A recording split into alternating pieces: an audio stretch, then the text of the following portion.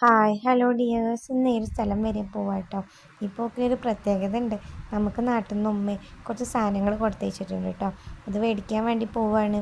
എനിക്കിഷ്ടമാട്ടോ ഈ ഡ്യൂട്ടി കഴിഞ്ഞ് ഇങ്ങനെ പുറത്ത് പോകണേ. കുറേ കാര്യങ്ങൾ പറയാനുണ്ട്. ഇന്ന് രാവിലെ തൊട്ട് നടന്ന കാര്യങ്ങളൊക്കെ പറയാമല്ലോ. ഇത് ഇവിടുത്തെ മുനിസിപ്പാലിറ്റിയാണ് അത്ര. നല്ല രസമുണ്ടല്ലേ ബിൽഡിങ്ങൊക്കെ കാണാൻ. അങ്ങനെ ഞങ്ങൾ പോയി കൊണ്ട് നിൽക്കട്ടെ. ഇതൊക്കെയാണ് ഞങ്ങൾ പോണ വരി മാത്രം അനങ്ങളില്ല. അപ്പുറത്തും ഇപ്പുറത്തൊക്കെ വണ്ടി പോകുന്നുണ്ട്. ഇതെനിക്ക് ക്ലാസ് എടുത്ത് തരിക. ഇവിടെ നോക്കിയിട്ട് മാത്രം ഡോറ് തുറക്കുക എന്നൊക്കെ പറഞ്ഞിട്ട് ഞാൻ വേഗം ഡോറ് തുറക്കുക. ഡോറ് നാശമാവും എന്ന് പറഞ്ഞിട്ട് എനിക്ക് ക്ലാസ് എടുത്ത് തരികയാണ്. അങ്ങനെ അങ്ങനെ മൂപ്പര് പോയി സാധനങ്ങളൊക്കെ മേടിച്ചിട്ട് വന്നേ. കുറേ സാധനങ്ങളുണ്ട് കേട്ടോ. സന്തോഷമായി ഞങ്ങൾക്ക് ഇതൊക്കെ കണ്ടപ്പോൾ. പിന്നെ കാക്ക അവിടെ ഒരു ഉന്നക്കായ കൊടുക്കിയിരുന്നു. അപ്പോൾ മൂപ്പർക്ക് ഇങ്ങനത്തെ ഒന്നും ഇഷ്ടമില്ല. അപ്പോൾ മൂപ്പര് എനിക്ക് കൊടുന്നു തന്നു കേട്ടോ. വീട്ടിലെത്തിയതും തുറന്ന് നോക്കുക എന്തൊക്കെ ഉണ്ടെന്ന്. ഒരുപാട് ബീഫ്, മാങ്ങ, ഈ സംഭവങ്ങൾ കണ്ടോ. ചുണ്ടക്കയാണിത്. ഞങ്ങളുടെ നാട്ടിലൊക്കെ വടകം ചുണ്ടക്ക എന്നൊക്കെ പറയും. നിങ്ങളവിടെ എന്താ പറയാമെന്നറിയില്ല കേട്ടോ. പിന്നെ ഫാഷൻ ഫ്രൂട്ട്, ബട്ടർ ഫ്രൂട്ട്, പിന്നെ കുറേ മിക്സറും ചിപ്സും പുള ചിപ്സൊക്കെ ഉണ്ടായിരുന്നേ. പിന്നെ ഇത് ഡ്രസ്സസ്സാണ് കേട്ടോ. ഞാനേ കഴിഞ്ഞ പ്രാവശ്യം വന്നപ്പോൾ ലഗേജ് കൂടിയിട്ട് കുറേ അവിടെ വെച്ചിരുന്നു.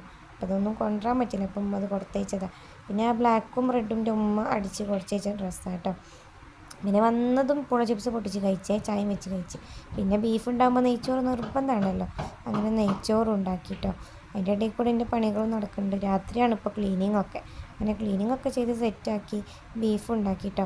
ഒക്കെയാണെന്ന് ബീഫ് ഉണ്ടാക്കുന്നത്. ബീഫ് എന്ന് പറഞ്ഞപ്പോൾ മുപ്പതിന്ന് ഞാൻ ഉണ്ടാക്കിക്കോളാം എന്ന് പറഞ്ഞ് അങ്ങനെ നല്ല അടിപൊളിയായിട്ട് ബീഫൊക്കെ ഉണ്ടാക്കി പപ്പടം പൊരിച്ചിട്ടോ. പിന്നെ ഈ വടകം പൊരിച്ചിട്ടോ. നമുക്ക് പിന്നെ അങ്ങനെയാണല്ലോ. ഇത് ശരിക്കും നെയ്ച്ചോറിന് കോമ്പിനേഷനൊന്നും അല്ല. പക്ഷേ നമ്മൾ പൊതി വെച്ച സാധനമല്ലേ. അങ്ങനെ നെയ്ച്ചോറും ബീഫും വടകും പപ്പടും തൈരൊക്കെ കൂട്ടി നല്ല അടിപൊളി ഫുഡ് ചേട്ടാ. പിന്നെ ഒരു ഫാഷൻ ഫ്രൂട്ട് മുറിച്ച് കഴിച്ചേ. എനിക്കിത് പഞ്ചസാര ഇട്ട് കഴിക്കാനായിട്ട് ഇഷ്ടം. ചിലവർ ഉപ്പും മുളകൊക്കെ ഇട്ട് കഴിക്കല്ലോ. എനിക്ക് പഞ്ചസാര ഇട്ട് കഴിക്കാനായിട്ട് ഇഷ്ടം. ഞാനിത് പഞ്ചസാര ഇട്ട് കഴിച്ചു കേട്ടോ. ഇതിൻ്റെ തോല് ഭയങ്കര ഇഷ്ടം. അങ്ങനെ ചിരണ്ടി ചിരണ്ടി കഴിക്കാൻ ഞാൻ അങ്ങനെയും കഴിച്ചു. മൂപ്പര് ഇത് പഞ്ചസാര നല്ലോണം വരത്തിയും കഴിച്ചു കേട്ടോ. അങ്ങനെ നല്ലൊരു അടിപൊളി ഡേ.